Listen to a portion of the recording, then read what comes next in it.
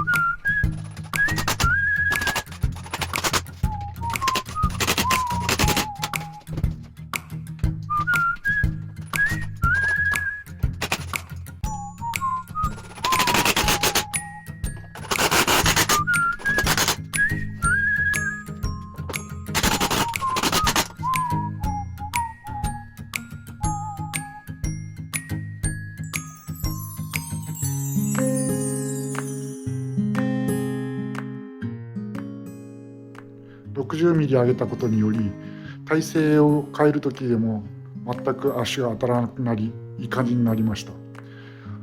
想像以上の効果だったと思います。今回はプチ DIY でした。最後までご視聴ありがとうございました。